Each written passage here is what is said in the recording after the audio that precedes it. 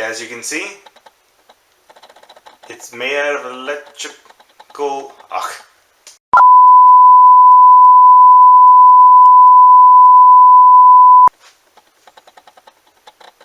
See? It's made out of electrical conduit.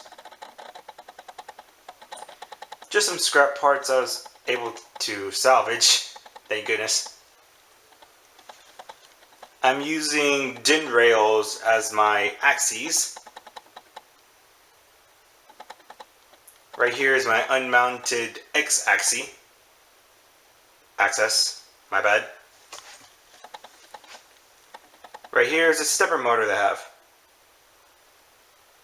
I don't have it bolted yet. I just have it there on just on the tips of tension of being squeezed through in between the 3D printed part.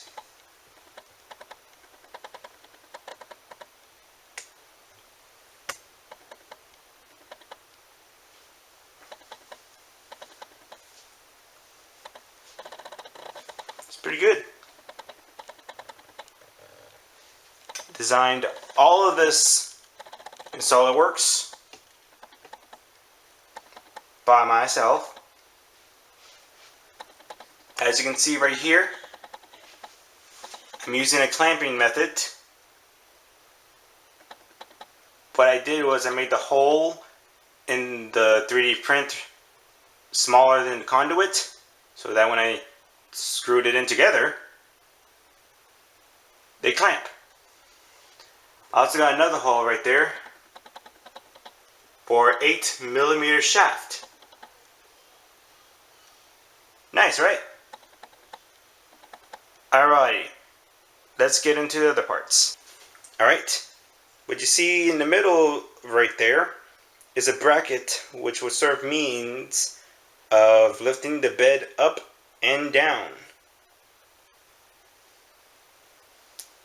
It's real nice, I gotta say. Took me a little while to design it. Well, actually, not really. Fairly short amount of time, to be honest. It's nice, simple, and you can just tap in a bearing in the center right there where you see like a little cone. Alright, here's a closer view of it. As you can see, I already have a 4mm screw in there along with the nut. That's what I'll be using to get the bed screwed onto there.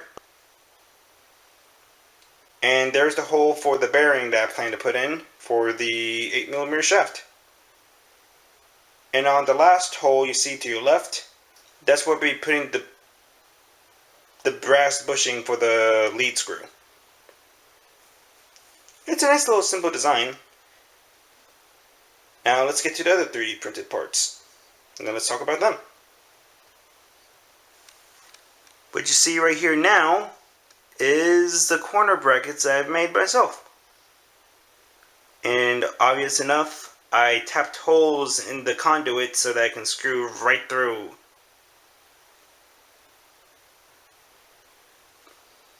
Nice and simple. Nice and dandy.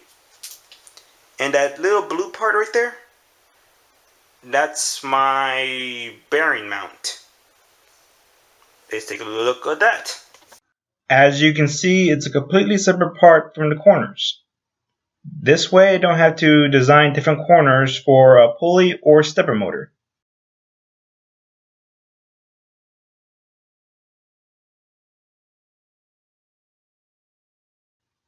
I got a hole right there in the center to place a pulley. Now with that out of the way, let's look at the next corner, shall we? Here's the next one. This one right here is for the stepper motor. It is also screwed in with some 3mm screws. Rather nice, right? Alright everyone, this is the printer I designed.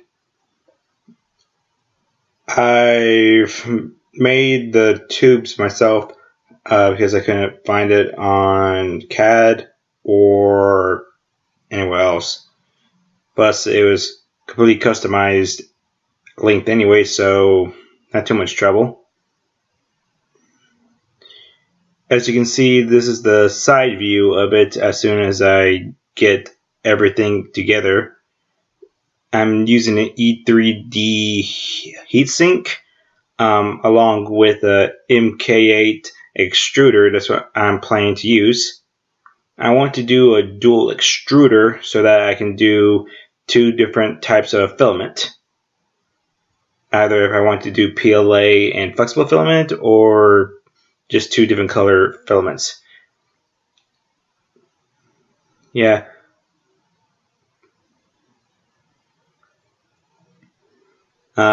As you can see here, there's my guide rails right there. I kind of have a mess of them right now because I'm deciding as to how I'm going to position the next Z axis, sorry.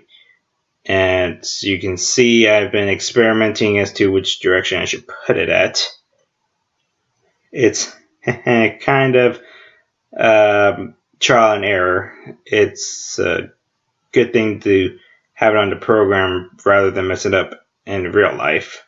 Nevertheless, it's good practice. There's my y-axis. Oh, right there is my pulley I told you about earlier. As you can see, there's my bed mount. However, I do plan on changing it in the near future, because when I was trying to print the new one, well, actually the second one, it wasn't really going well with the printer that I have available to me right now. So under the works of redesigning, it's in the process. Right there that is highlighted, that's a representation for a heat pad that I'm planning to use. And under that will be like a piece of wood that everything will be put on top of. Planning to put a aluminum sheet on top of everything. Right there is my Y mount. Right there is my Z mount. Yeah.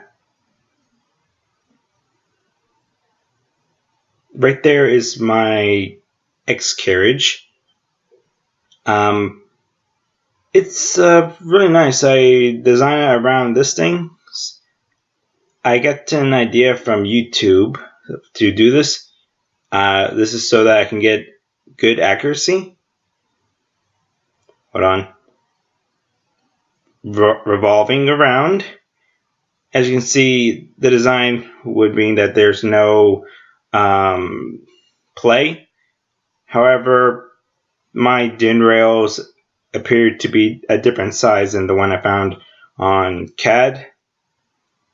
As you can see, the measurement on this particular one that I found, hold on, give me a minute, is 36.66. However, when I was trying to do the whole alignment with the one I have, it seemed like it would be off by a lot. Yeah, I'm going to need to revisit this as soon as I get the V groove bearings, so that I can do proper measurements.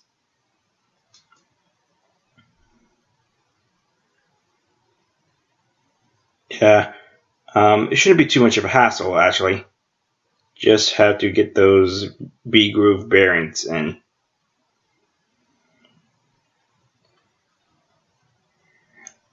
Yeah, I'm still deciding if I should 3D print it or just use some metal. Trying to decide which one would be better. If I use the 3D printed part, all I have to do is like give it more infill, and it would probably be stronger.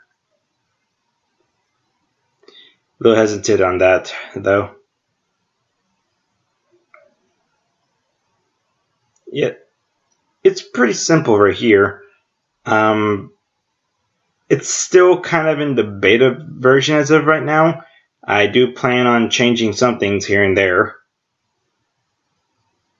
Let me show you my older version that I have of this thing. Just let me find it. Nope. Nope. Nope. Nope. Nope. Nope. Nope. Nope. Nope. Nope. Let's open recent. Going around town. Here's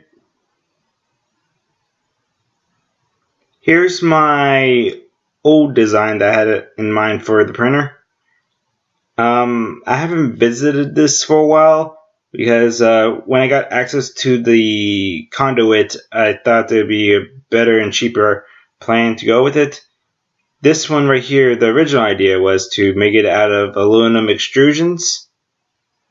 But since I got into Conduit, I thought it'd be much cheaper and I can just work with it for what it is. As you can see, I'm using like some corner mounts from this one company that I found. I forgot their names, but they provide a lot of good parts actually. It's like if I want to make some kind of enclosure or something dealing with extrusions, I can do so. What you see right there is a part that would hold the 8mm shaft. Something I would have used if I did do the extrusions. That would have been 3D printed if I went along with this plan here. But I didn't because this one over here, I made the frame practically for free. And most of the time when it comes to printers, the frame's the most expensive part. And it's hard to find things like a good proper clone stuff with exclusion with this E3D right here. I'm using it on another printer and so far things has been going up pretty good. I was able to combine both of these things right here, an MK8 and a clone E3D, and they've been going up pretty good. I've been able to put them together directly. It wasn't too bad a process. It was rather easy to do. Yeah, that's pretty much it for right now. Okay, I know I said that's it for now, but I just wanted to give you guys an on-look onto what I want to do in the next video. It's right behind me. It's not exactly working yet. It's a school project that I've been working on. Yeah, it's something that I finally gotten around to fixing up, actually. When I present this one in the next video, I'll give you guys some hints and guidance that would help you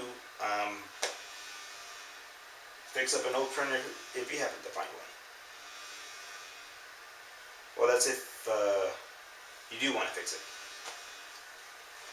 Yeah, this one right here, it took quite a bit of time, but I'll tell you about my walkthrough of this, and hopefully give you guys some guidance.